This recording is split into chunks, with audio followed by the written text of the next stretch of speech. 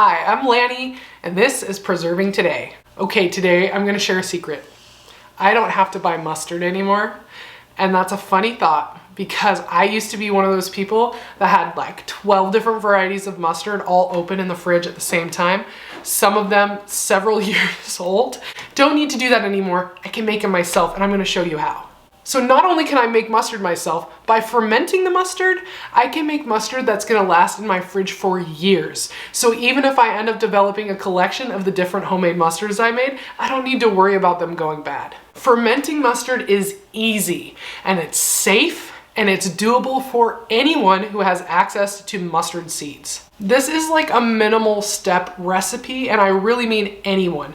If you're someone who struggled emulsifying and making your own mayonnaise, this is a walk in the park. So there's lots of different kind of mustards. You've got your regular old yellow French's type mustard that's gonna go on a hot dog, deli mustard that's coarse ground, Dijon mustard and tarragon mustard, and all the different flavors you can think of. Honey mustard, of course. Well, you can get started with which one you want to, and as when you bring fermentation into this game, it is an easy way to make these things be shelf stable for a long time.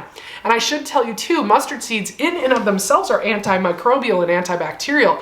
So they're gonna be less likely to grow mold than pretty much any other condiment in your fridge. So using mustard in this way is great. Adding the healthy probiotics helps it last even longer and is good for your gut and brings flavor. So mustard seeds. All I did is I start off with my mustard seeds, and in this case I used half yellow and half brown mustard seeds. I want to crack them so that I can open them up a bit so that they're going to absorb the liquid better and start the fermentation process more easily. You can do it in a blender, in a seed spice grinder, coffee grinder. You can do it in a Cuisinart food processor like I do, or you can even do this in a mortar and pestle. You're gonna crack these so at least half the seeds are cracked, and they're not going to be blended into a powder, just cracked. After they're cracked, you're gonna put them in a jar and then cover them with water. And I mean just cover them. You can choose at this point to add a starter culture with the water when you're first setting this up, but you don't need to. And a starter culture is just some previous ferment. So sauerkraut juice, it could be live whey, some kombucha, some ginger bug. It's just some way to bring live active cultures into the party, and it'll just help get things started quicker. So with this one, I just put a couple tablespoons of my taqueria mix brine, and I like using that because it adds a little extra spicy and garlic, because there's jalapenos and garlic and onions in that brine. I did add a small amount of salt with the mustard seeds. This just helps control the bacterial process a little bit and also helps that salt absorb into the mustard seeds, but you're gonna adjust your salt when you make the recipe anyway. Put a loose fitting lid on and set them aside. Now for me, with this one, I came back to it a couple days later and I felt like it was still really dry. I added a little more cold water, stirred it really well, and then put it back on the shelf. Now you'll see after a few days, you're gonna see bubbles, and they're very subtle. This isn't gonna be bubbling like you see in sauerkraut where they're coming up to the surface. It's very dramatic. This is subtle bubbles that you're gonna see, just little pockets of air in between the mustard seeds. Once you start seeing that, you know your ferment is active. And another way to tell it's going is just to listen. And I recommend, if you're learning fermentation, please take it in with all of your senses. That's how you're gonna be able to fully understand this whole process and feel comfortable doing it again and again with different foods. By moving the surface around just a little bit, you can really start to hear these bubbles popping.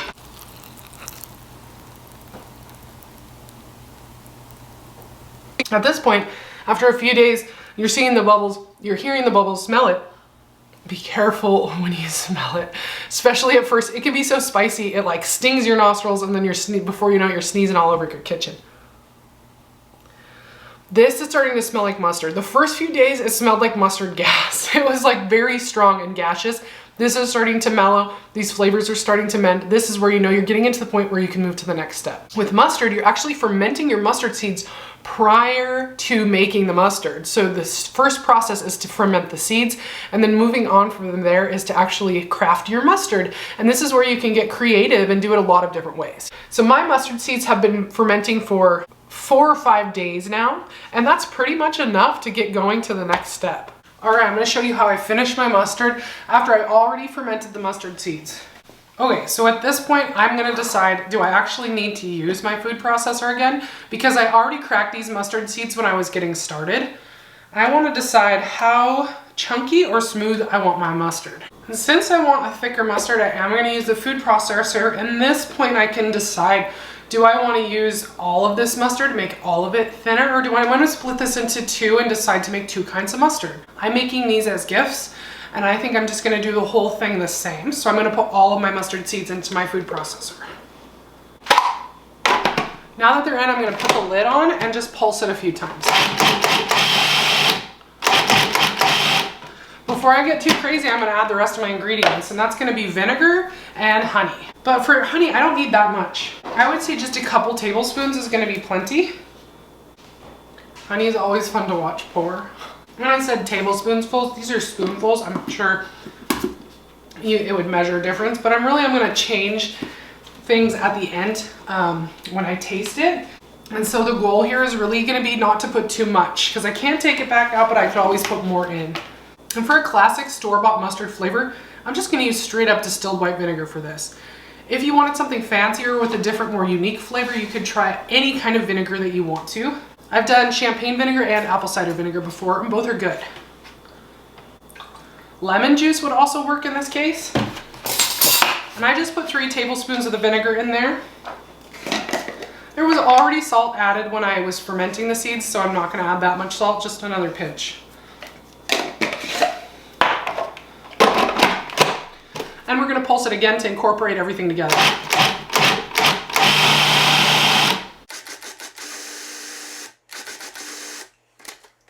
Now that's looking more like it. I still have a lot of whole mustard seeds. You can see this is still like a coarse ground mustard, but it does have more sauciness to it, for lack of a better term. It's a little more creamy looking. So we have to taste it to see how the vinegar, salt, and honey is, to see if we want to add any more before I finish. And if I'm driving you crazy by not giving you exact measurements for ingredients, go to preservingtoday.com where you can find my recipe for this and a whole bunch more details.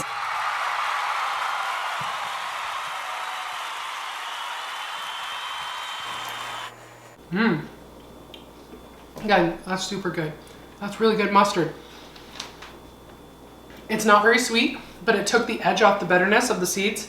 I'm gonna add a little more salt. The salt's also gonna help as a preservative. And just gonna pulse it a few more times to incorporate that salt. That's it. I made mustard. Now when I'm giving homemade, home-canned, homegrown gifts to people, especially when it's to normie friends or family who don't make a lot of stuff themselves, I'm always worried that they're gonna be polite and take it, but then be secretly scared of trying something, which is more common than you think. And the worst nightmare I can imagine is putting in as much effort as I do for things and then having it be wasted. So I try to be really clear to people, here, I brought this for the group. If you want one and you think you'll use it, take it home, but please don't take one home to be polite. And another way is to buy tiny jars. So people are taking a really small amount of something home. So if they don't like it, it's not a big waste. And if they do like it, then they've had a little sample and they can call you for more. These are ball 1/4 pint jars, and they're just perfect for a little bit of mustard. So you're gonna use clean jars and just fill it straight in there. And I like to use a funnel because it really just helps keep the rim clean.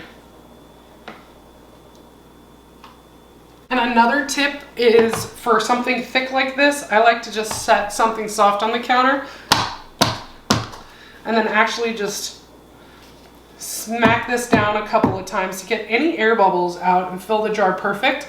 Leave yourself some headspace, even though you're not canning, just because it looks nice and it makes it so the lid doesn't get messy. Now all you have to do is make your labels and put a bow on here if you want to, and you have a good gift. Or if you're simple like me, just write what it is with the ingredients on the lid and date, and then you're good to go. I think this mustard makes an excellent gift because it's kind of unique. It might not be something people realize that they can even make on their own. And it's super easy, it's quick, it doesn't take that long. All right, that was it. Now I have mustard to give for gifts for Christmas, and I have some for our refrigerator to use through the winter. And in the springtime, I'll probably be inspired to make some yellow mustard. If you haven't yet, be sure to subscribe to Preserving Today. You can follow me on Instagram at Preserving Today as well. And all of my videos also have a coinciding blog post on my website, preservingtoday.com. I'm linking to that in the description of the video. That's just so I can go into even more detail about my recipes and have the recipe actually written out so you can save or pin that for later. That's it for today. Thanks for watching. I'm Lanny and this was Preserving Today.